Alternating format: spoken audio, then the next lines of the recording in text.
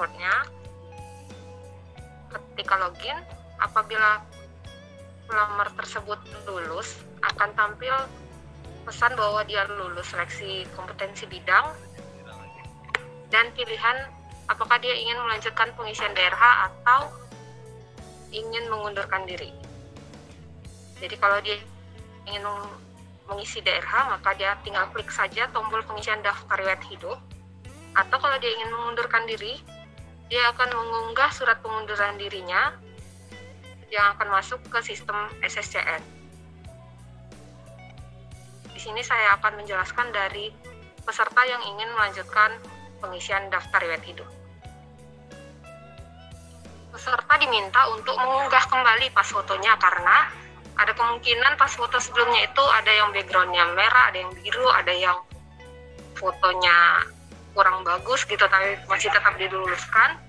Nah, di sini dia harus mengunggah pas foto berlatar belakang merah dengan pakaian formal.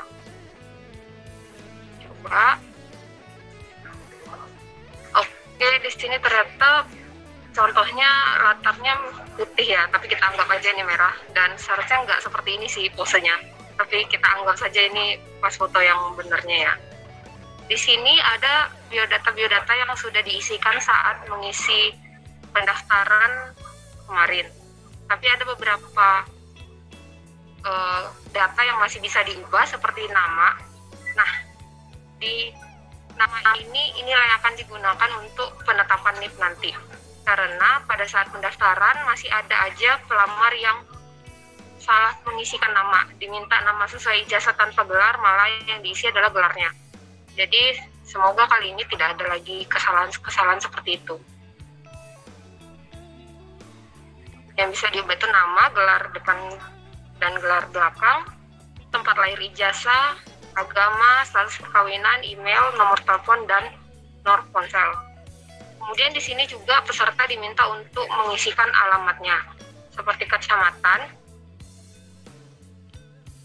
Jadi dia diminta mengisi provinsi dahulu, kabupaten kotanya apa, kecamatannya apa, lalu kelurahannya apa. Kalau misalnya ada data kelurahan yang tidak kita miliki di sistem ini, pelamar bisa mengisi dengan lainnya, lalu mengisi nama kecamatannya, nama kelurahannya apa. Kalau provinsi dan kabupaten kota sepertinya sudah lengkap ya di SSCN. Yang kita ragukan masih kecamatan nama kelurahan.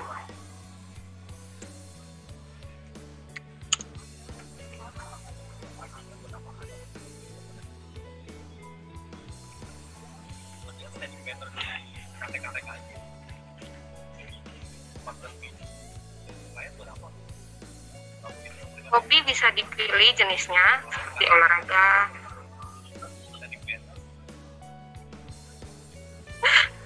keterangan hobinya.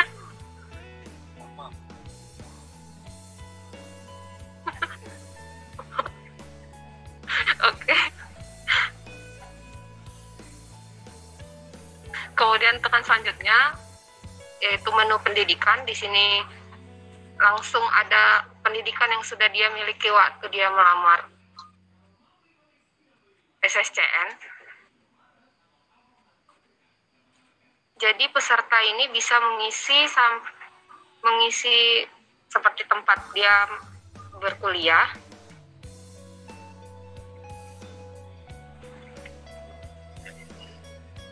nama rektornya,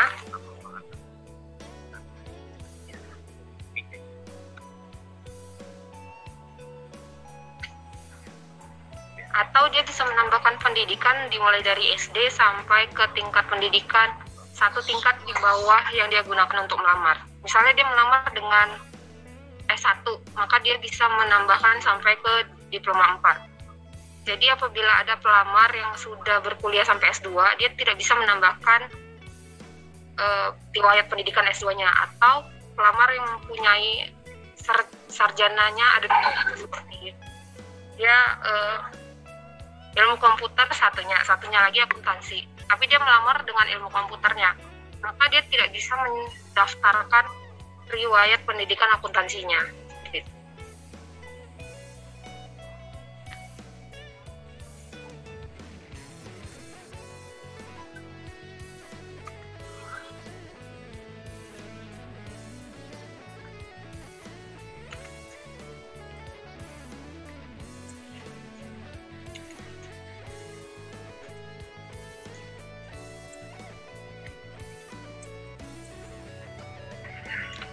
Ada juga riwayat kursus apabila peserta tersebut pernah mengikuti kursus. Di sini ada pilihan instansi apabila kursusnya itu diselenggarakan oleh instansi pemerintah. Tapi kalau misalnya kursusnya tidak diselenggarakan oleh instansi pemerintah, ini bisa dikosongkan saja atau tidak dipilih. Selanjutnya masuk ke menu pekerjaan. Di sini ada riwayat pekerjaan, riwayat penghargaan, dan riwayat prestasi. Ini juga ada pilihan instansi pemerintah bila dia pernah bekerja di instansi pemerintahan. Tapi kalau misalnya dia bekerja di perusahaan swasta, tidak perlu diisi instansi pemerintahnya, tinggal diisi aja nama instansi atau perusahaannya. Ada riwayat penghargaan dan juga riwayat prestasi. Selanjutnya masuk ke menu keluarga. Di sini peserta bisa menambahkan keluarganya. Apabila keluarganya itu adalah pegawai negeri sipil atau pensiunan pegawai negeri sipil, bisa dimasukkan NIP-nya dan namanya, kemudian tekan cari PNS.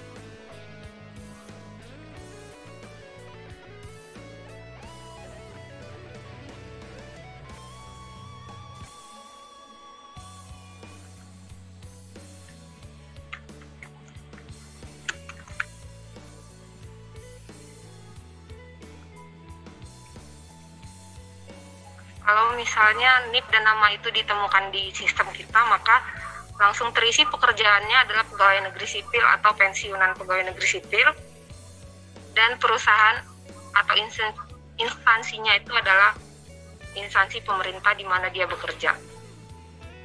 Untuk istri dan suami ada isian akte menikah, tanggal menikah, dan status perkawinan.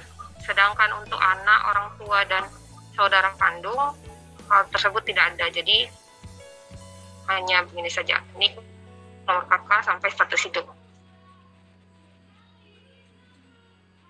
Ya, tambahin.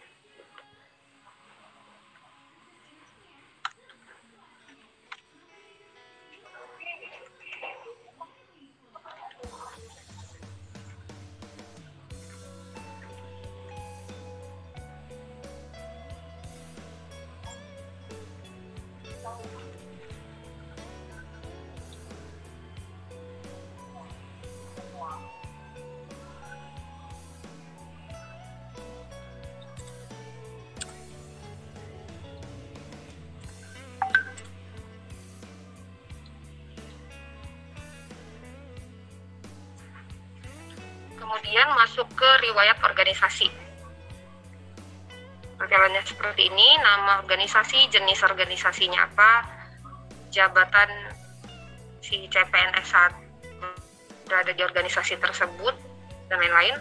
Lalu ada keterangan lain-lain seperti nomor SKCK.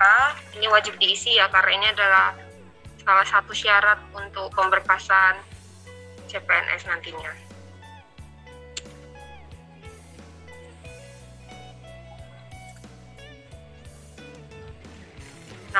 Perlu dipastikan bahwa tanggal SKCK dan tanggal kesehatan jasmani juga bebas narkobanya ini perlu berada dalam waktu yang masih berada dalam waktu 6 bulan sampai dia pemberkasan. Jadi kalau misalnya dia mengisinya sudah lewat dari 6 bulan, nanti pemberkasannya tidak akan bisa diproses di sistem kita ya.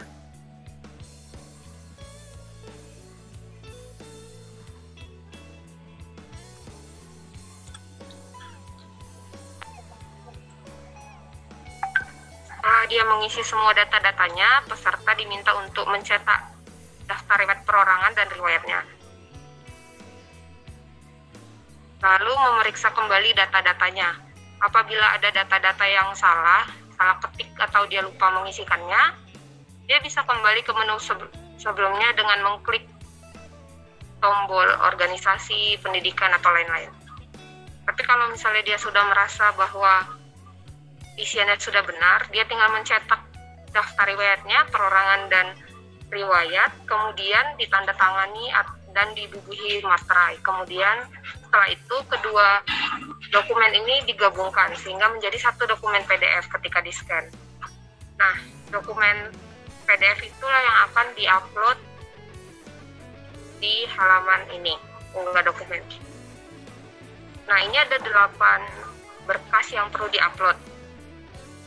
Salah satunya adalah berkas pengalaman kerja yang sebenarnya masih opsional ya. Jadi bukti pengalaman kerja ini bisa tidak diisi, bisa juga diisi. Tapi berkas lainnya, 7 berkas lainnya itu wajib diisi. Karena kalau misalnya dia tidak mengupload salah satu dari 7 berkas itu, maka tombol akhir prosesnya tidak akan bisa diklik. Jadi dia harus mengupload satu persatu dari ke-7 berkas yang wajib diisi itu. Ijazah yaitu ijazah pendidikan asli ya, bukan legalisir. Transkripnya juga adalah transkrip nilai yang asli.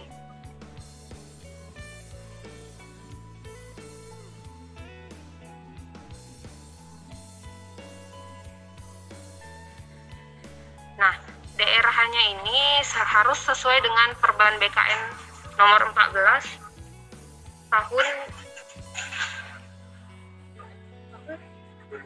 tahun 2019. Jadi harus ada materai dan tanda tangannya.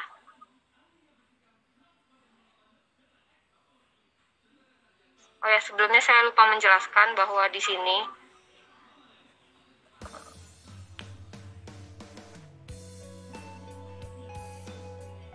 ada isian yang harus ditulis tangan dengan tinta warna hitam dan huruf kapital ya, seperti nama, kabupaten, dan tanggal lahirnya. Kabupaten tempat lahirnya dan tanggal lahirnya. Itu harus ditulis tangan.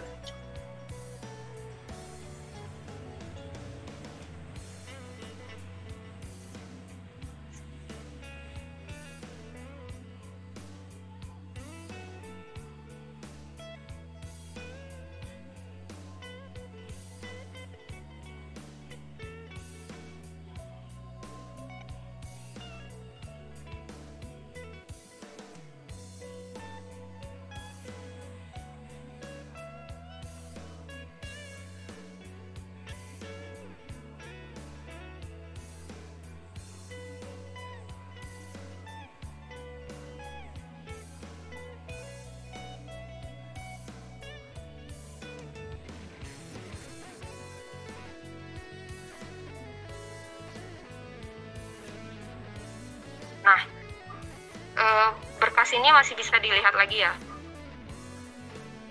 Nah, seperti ini. Misalnya dia SKCK tapi menguploadnya surat sehat.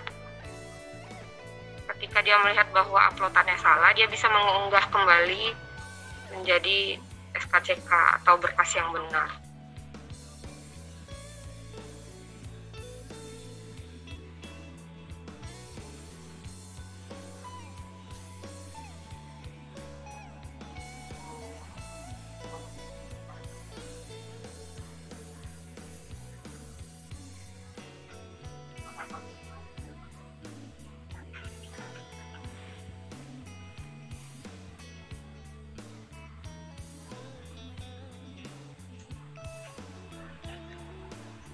Misalnya dia tidak punya bukti pengalaman kerja, jadi kita tidak unggah bukti pengalaman kerjanya.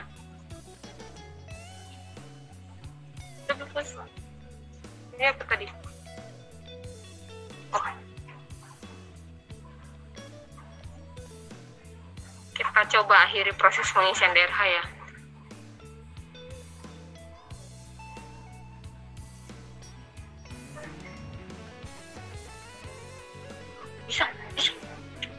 Nah, setelah dikirim DRH-nya, dia tidak bisa lagi mengubah berkasnya atau datanya. Jadi kalau misalnya ada kesalahan, maka itu kita berikan wewenang kepada instansi untuk mengupload berkas yang benar di doku digital gitu.